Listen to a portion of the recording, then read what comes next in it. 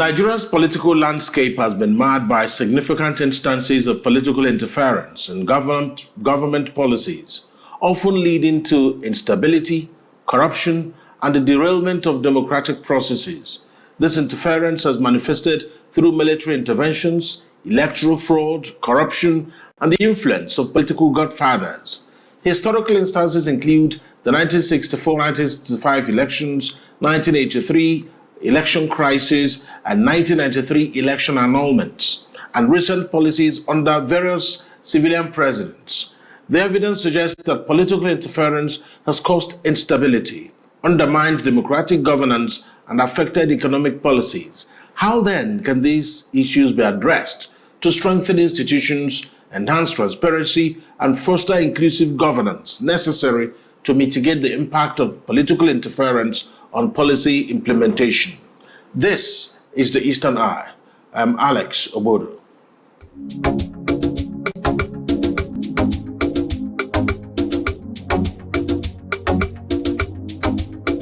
Welcome to the Eastern Eye, a program that X-rays the political, social, and economic developments around us. Tonight, I'm joined by Dr. Stan Ukeja. He's an economist and public policy analyst. Thank you so much, Dr. Ukeja, for joining me tonight. It's a pleasure to be here, Alex. On the Eastern Eye. So, first of all, maybe we need to create a distinction between policy and politics. Let me find out your own take on it. Well, one rude definition of politics is the authoritative allocation of values. Authoritative allocation of values. When you're setting the rules, some people may say majoritarian principle, some people may say expert opinion. Politics sets the rules. I mean, in the jungle, for instance, power belongs to the strongest animal. That's politics. It's already set. Policy is a more refined process in which you make findings, take resource inventory, you have an objective, you have the pathway to achieving the objective, and then you implement. You keep implementing, reviewing your implementation, modifying. Yeah. But like I said, politics is an authoritative allocation of values. If politics can disorganize policy, it may reject policy. But at the end of the day, what we've seen, isn't politics the harbinger of policy?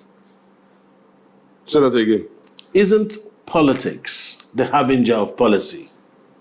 Well, or isn't politicians the harbingers of policy? Politics determines policy, could determine policy. But in an unstable environment, let's go to the animal world again. You know, the lion is a very strong animal. It's courageous. It has weight.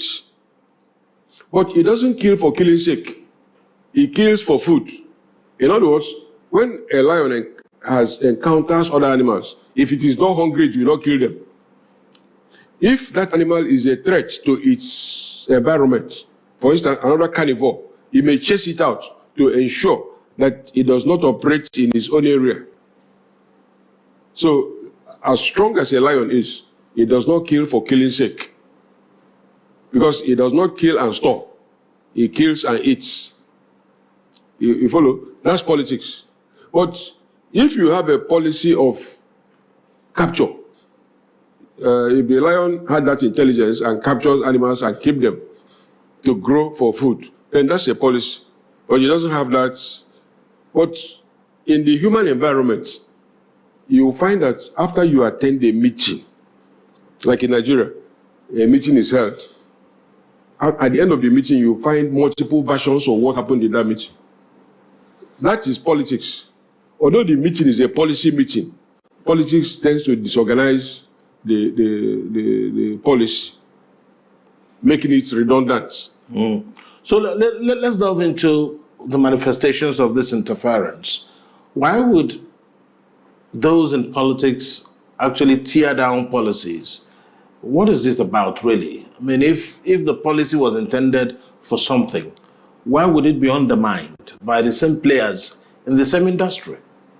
Well, evidence of instability is seen in the behavior of politics.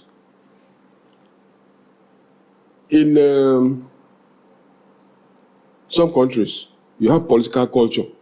For instance, if you are found to have lied, you depart from office. You follow? If you are found to have forged your certificates, you give up. But in unstable areas, there is no rule, because even politics is guided by rules. But in our circumstance, the rules don't apply. You say that presidential term is 4 years. The office of the IG or a policeman will retire at 60. Then suddenly politics comes in and says, if you are appointed an Inspector General of Police, you will stay in office not more than 4 years. Policy should ensure that anybody who is close to, who has less than 4 years to serve in the force, does not come in. You don't appoint that person, because he will have to leave before. Because if the rule says at age 60, you are no longer a public servant, civil servant that is under control, and then somebody exceeds that post, he's no longer a civil servant, but it is politics that is keeping the person. Or the Director General of Customs or the Controller General of Customs should be an officer of the Customs Service.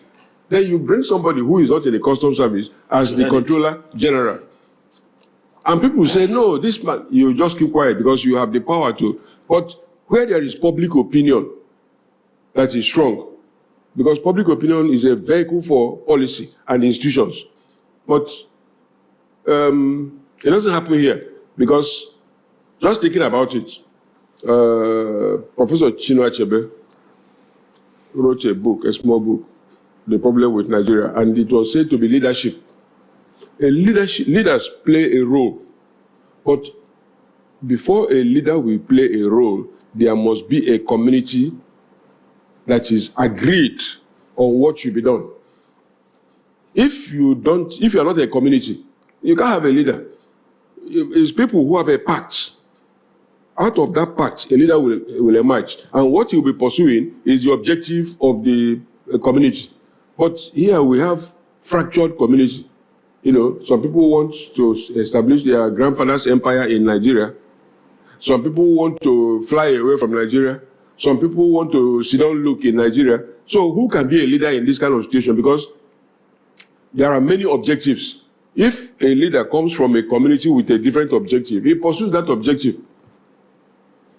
The Adesina, who was Chief Press Secretary to Late Buhari, wrote a book on his performance and said that Buhari told him that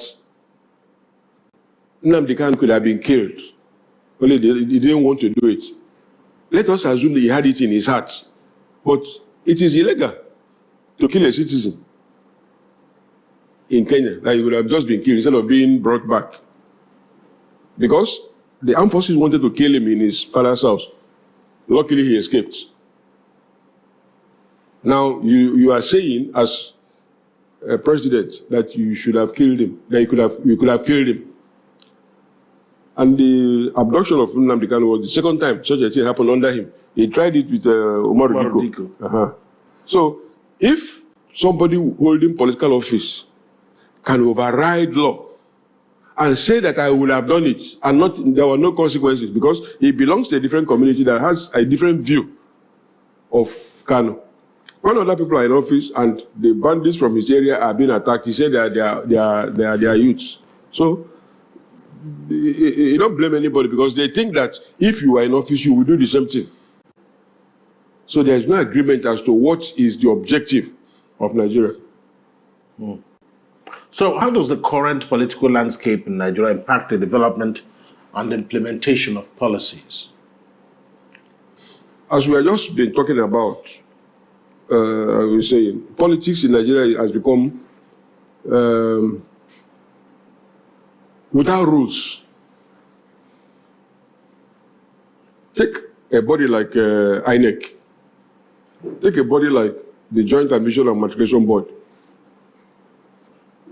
The NCC, all of them.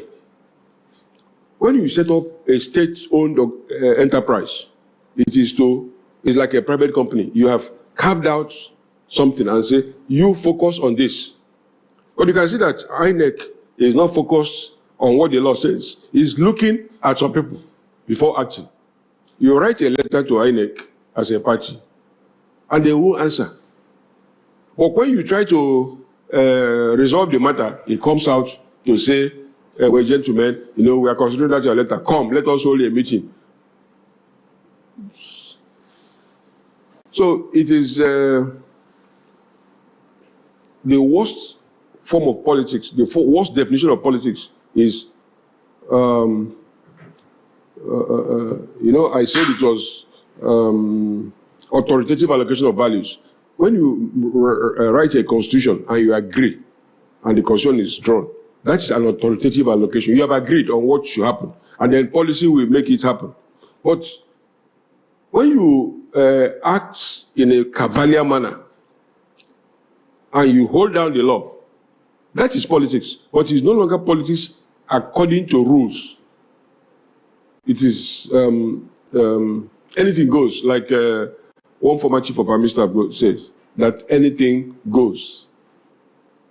So, and it's a terrible situation, because if you look across other countries, Uganda, Rwanda, for instance, those two countries, the Ugandan president, Yoweri Museveni, is a Tutsi. The Rwandan president is a Tutsi. Paul Kagame was a refugee in Uganda. When Museveni formed a militant group, because he's a Tutsi, he joined the rebels, as it were, to fight to come to power. So after Museveni came to office, Kagame was a Ugandan army officer. He did his staff college in the United States as a Ugandan army officer. Now, the Tutsis have never allowed the Hutu, who are the majority, to rule them. So they have been having crisis since 1959, because before colonial rule, those Tutsis were ruling the Hutus, because they believe they are descendants of Shema, the first son of Noah, that they are more like Caucasians, that the other people are, those to be ruled. So, having assisted Museveni then assisted them to attack Uganda. And they were well trained. Of course, there were some factions among the Hutu, some people they call them moderates, joined them to overthrow Habyarimana. And shortly after, this man was deputy president, or he removed the president who is a Hutu, accusing him of sodomy. Till now, he is still the president, and he's not going to get out. Museveni, the same thing. And they have been fighting to take Burundi, where there's a minority of Tutsis too. So you can see that that kind of offhand politics, a country may have a constitution, but it doesn't follow it, because a group have an objective. And people within that group hardly oppose their man, because they may say what this man is doing is not good, but they will not fight him. I mean, in Nigeria now, I saw a video of the Catholic Bishop of Nsukka, Bishop Ona.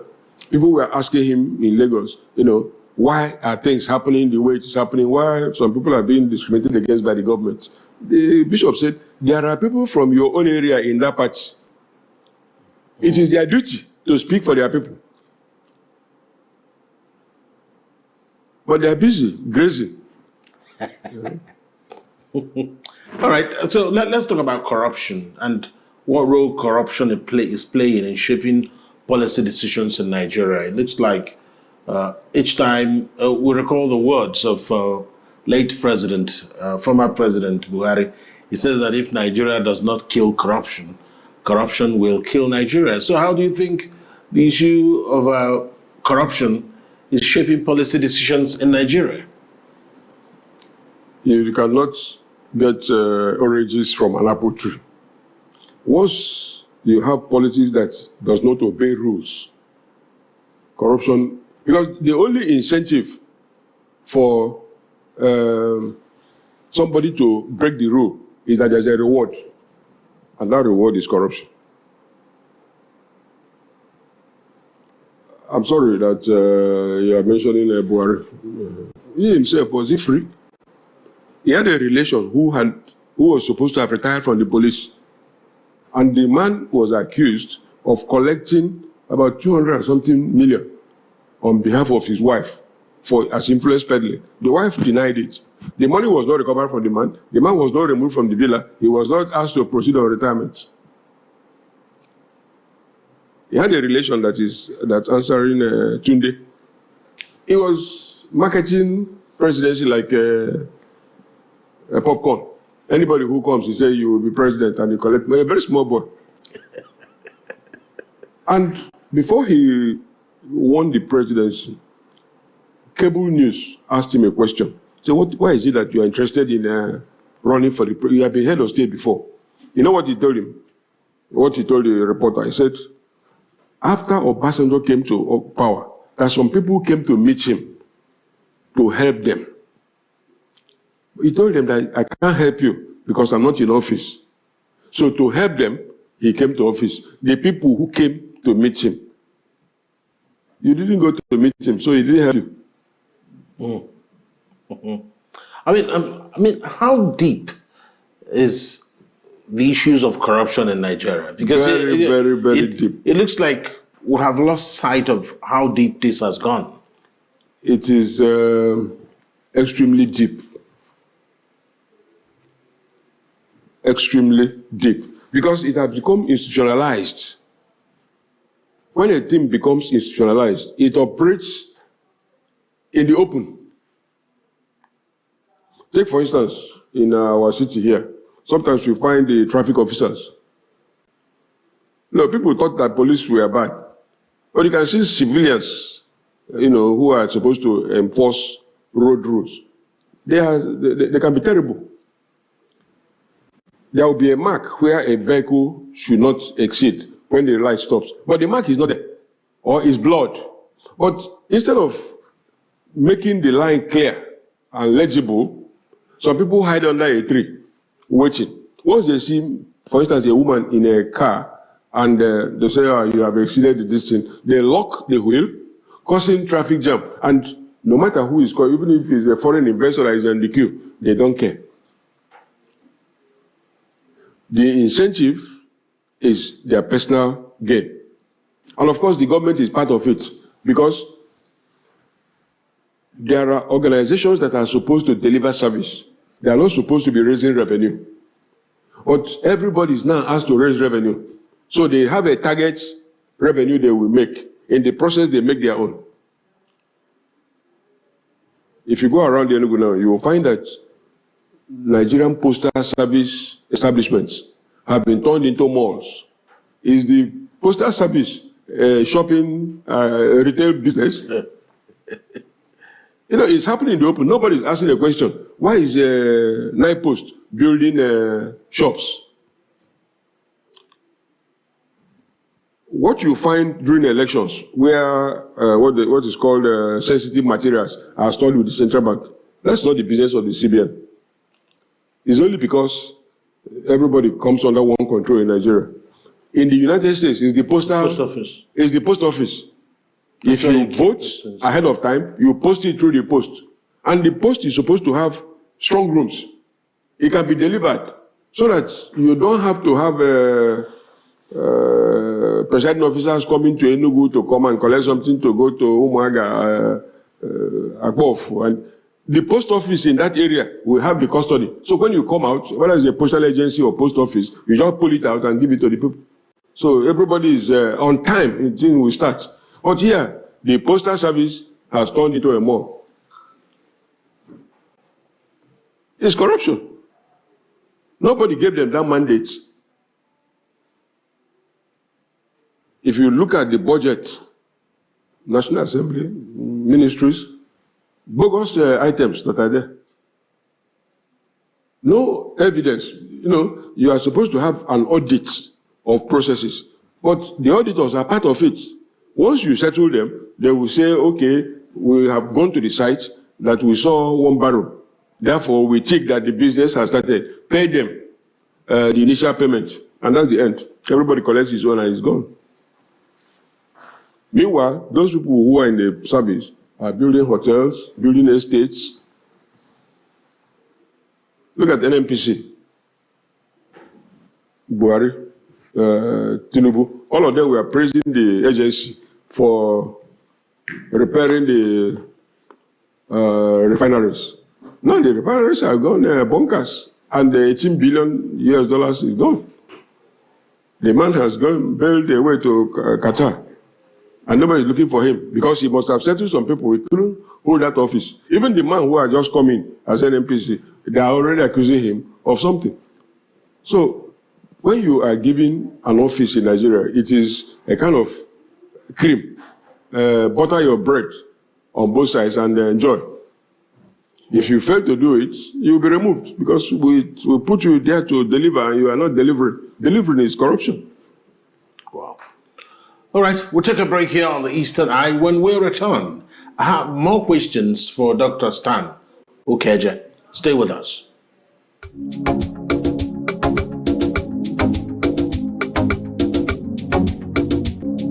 You're welcome back to the Eastern Eye here on AFIA TV, a program that X-rays the political, social, and economic developments around us. I'm still here with Dr. Stan Okeje. He's an economist and public policy analyst. So let's talk about ethnic tensions. It looks like it's boiling over. How do you describe the impact of regional and ethnic tensions, how they influence policy priorities in Nigeria? With recent events, of course, Peter Obi has been having a running battle moving from one place to the other. First, it was Reverend Father Hyacinth Alia that says, you can't visit ID camps in my state. And then, most recently, Monday Okpebolo, governor of Edo State, says that Peter Obi must take permission from him before he enters Edo State. How do you think this is shaping how people perceive how we see each other in this country? Well, you know, when I said you cannot have a leader when you don't have one community. A leader is a person from one community. Community may not be social community, any community. Like I've made reference to the Bishop of Nsukka. He's a leader in the church. An outstanding one. Nigeria is supposed to be a federation. And that's what it's called. In a federation, there will be different nations or regions. Those regional leaders can meet at a point to take a decision on federal issues. But you find that it doesn't work. One of the things you will find if you travel around Nigeria is that there's something that most political people in Nigeria agree on. They agree that the Igbos, anybody who is Igbo, should not lead. Not even in politics, in offices, in public offices.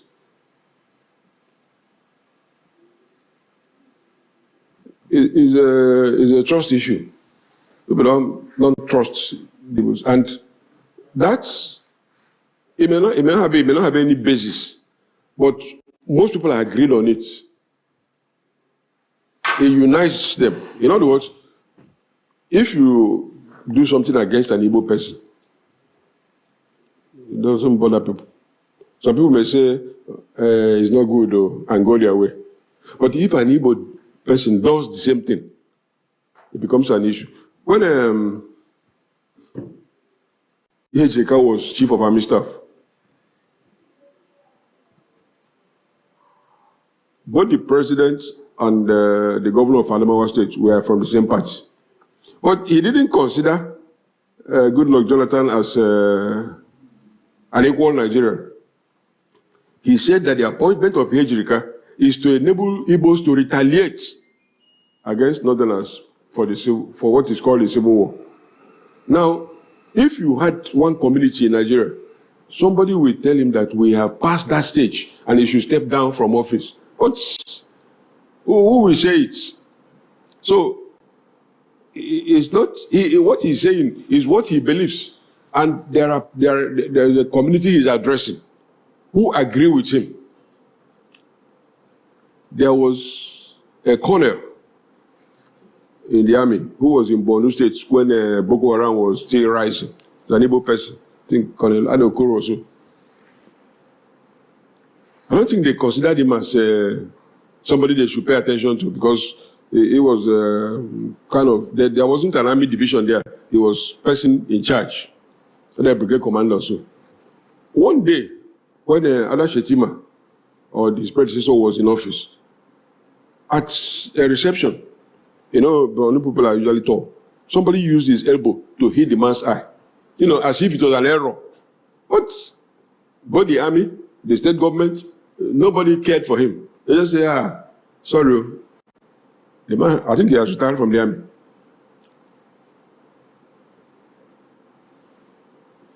There is a word in English, but it comes from French. It's called bête noire. Bête noire. The person that is hated. It's not unique to Nigeria. When I was a child, if you watched cinema in those days, anytime there is a petit thief, is a black that's playing that role. As a child, I didn't like watching films. And even now, I don't watch film. Because it was full of prejudice. There's a newspaper in Nigeria called The Nation. There's a column there where Akpan is used as the standard name for a houseboy. It's the people who are doing it suits them. It's not new. The presidential spokesman, Onanuga, said that this is the last time Igbos should participate in the politics of Lagos. If the shoe was on the other leg, that person cannot hold office at the federal level. There is nobody in APC who can tell the president that I'm opposed to this man being the spokesperson for the president of the federation, giving what he said. What? So, Father Alia is a Catholic priest, but if he was disobedient to his vow, because the Catholic social teaching prevents Catholic priests from going to politics, and his bishop didn't, grant him the permission to do, but he went ahead. So if somebody is disobedient to his bishop, what do you expect from him? The man in Edo State, I mean, look at his qualification. So such people, what you find in politics is that a lot of victims are placed in areas and then, they induce them to do things that normally they will not do. Because where he comes from, Uromi area, they are not hostile to Igbos. All the robbers in the states, all the people who commit crime, do they get permission before they come in? And even if he was talking about security issue, it will not be public. He will write to Obi or talk to the Labour Party and say, please, for protocol reasons, because he is not talking about the safety of Obi, he's talking about the safety of his people, that there was a time Obi came there for election and somebody died. But anytime, most countries have that, even at local level, you find in some communities, once somebody from Owani or Wenu wants to be PG, people gather. And Americans call it the usual suspect. There are people who are the usual suspect. People are united against them. They may not have anything against you, but they have been inducted into rejecting you as a leader. If you worked in a federal agency, sometimes when somebody from Kanu comes as the chief executive officer, you find a lot of people from the north will come. Once the man's term of office ends and is going, all of them will disappear. Unless somebody from their place is appointed. It's faction. Even among Igbo people, you find such, we may not want to talk about it, but it does exist. People who are always on the watch out for the usual suspect. That once this person comes in now, there will be a problem. Okay, he will turn the table. In other words, the table was skewed before, and they don't want it to be balanced. All right, so let's talk about what the implications of political instability is shaping up like, especially for economic growth and development. Because if politics truncates policy, it must have some kind of impact. What we are living witnesses that politics negates both policy and development. You can find that. Let me give you an example. Take any standard road from Abuja to Benin, where you have movement up and down. The road has not been finished for 20-something years. And then you start Sokoto to Badagry Road, Lagos to Calabar, Coastal Way. One of the advantages of being a coastal country is that you can use water for transportation. And it's cheaper because you don't need to tie the water. All what you need is fit for purpose boats. Now you go into marshland to build roads. Will it last? Enugu Onitsha Expressway, Enugu Port Harcourt Expressway, or where Onitsha Expressway, Lagos Ibadan Expressway, Lagos Abeokuta Expressway, Abuja Kaduna Expressway. All of them have failed. One, they are built by foreign contractors. They are designed abroad. We'll take a very quick break. When we return, we'll continue this program. Join us after the break here on the Eastern Eye. Stay with us.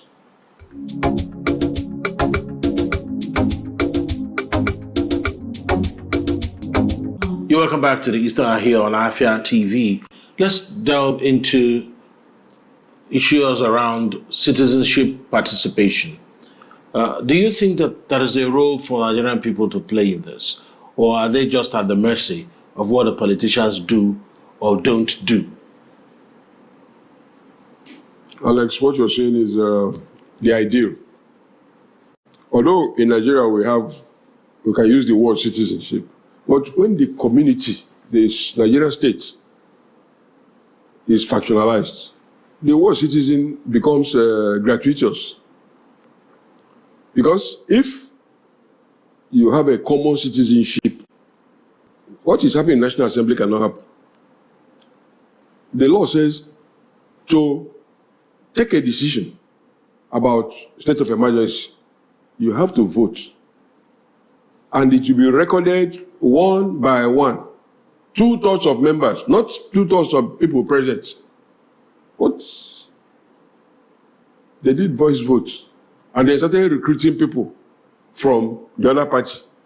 So that whatever happens. People have gone to court over the matter at the Supreme Court. The court has gone asleep. Doesn't want to deal with the matter until all the people who filed the suit defect. The Edo State governor, who is after Obi, the issue of his school certificate was canvassed, but the courts closed his eyes to it. So there is no remedy. But my understanding is that you have to learn the lessons of history. The 1966 January coup was organized by somebody who had an objective. But many of the participants were four guys. They were against the breaking of rules. But what they didn't know is that rules are made by the dominant party and they break it at will.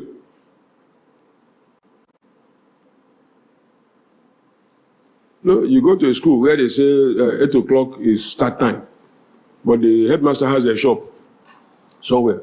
He goes to his shop to open it and comes by 11. Who will beat him?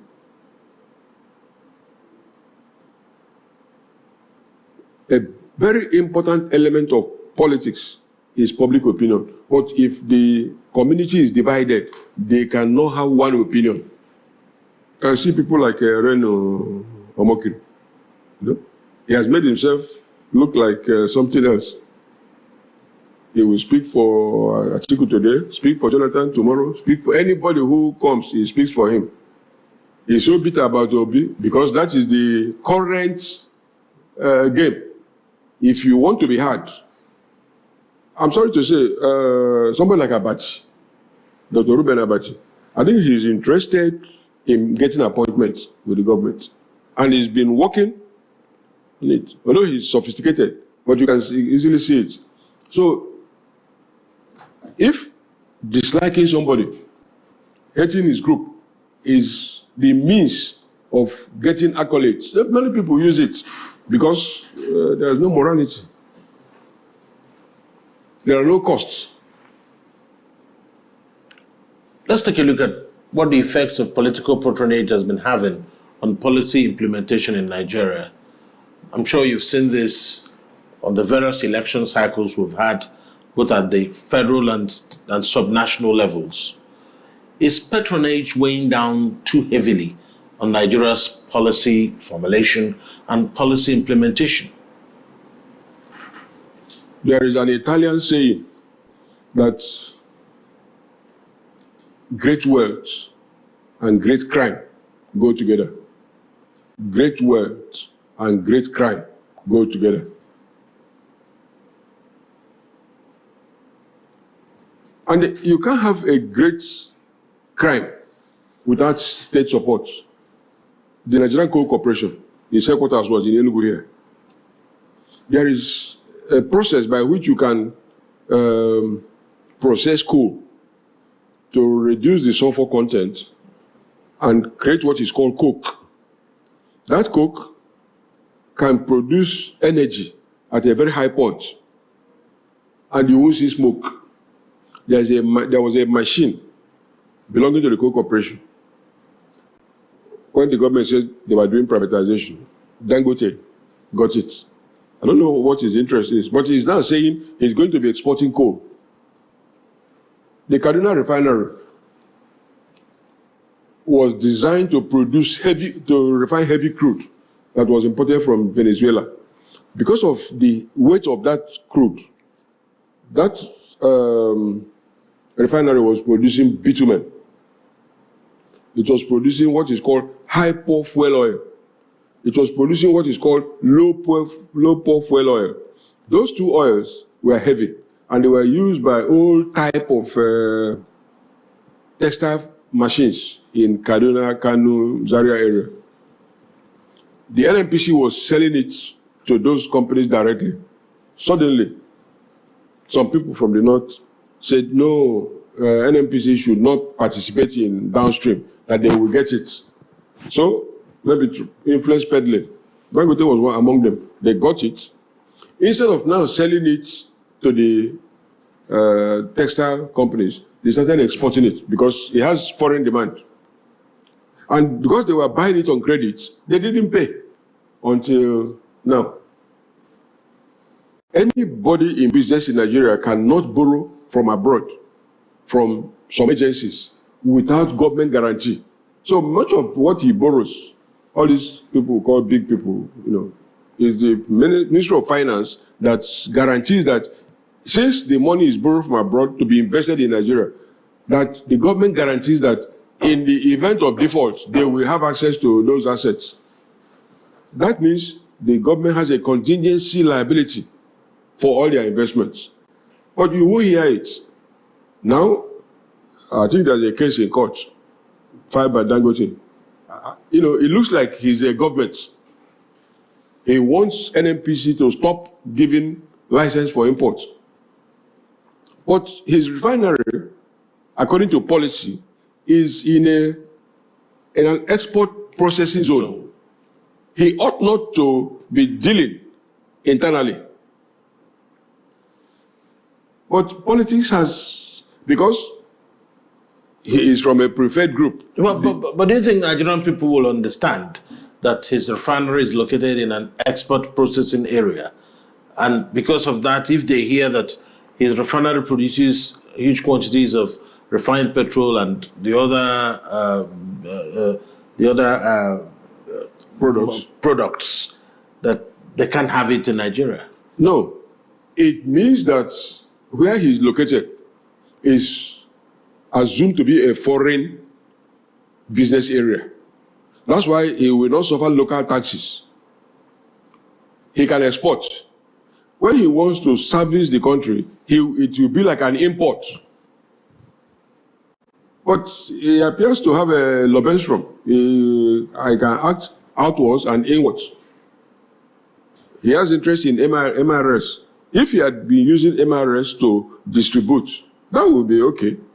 But the rules have been abandoned because of him, and that is politics. When he said that he's not afraid of anybody, it's because of where he comes from, the contacts he had. Ibeto tried to do, at the lower level what he has, but he was crushed. So, it's the nature of things that, and what I want to emphasize is that most people who are in a dominant position believe that if they cede the position to you, you will do the same thing. But there are things that are dominant, but is not admissible. Anything that is inequitable is not admissible. Anything that is unfair is anything that is unjust is, should be inadmissible. But injustice, unfairness, inequity appear to be the order of the day. On that philosophical note, I have to thank you so much, Dr. Stan Ukeja, economist and public policy analyst. Thank you, as always, for your perspectives on the Eastern Eye tonight. Thank you. Thank you, Alex, for making my day. Thank you. And that's the Eastern Eye for today. We'll be back tomorrow sometime for another episode of the program. My name is Alex Obodo. Good night.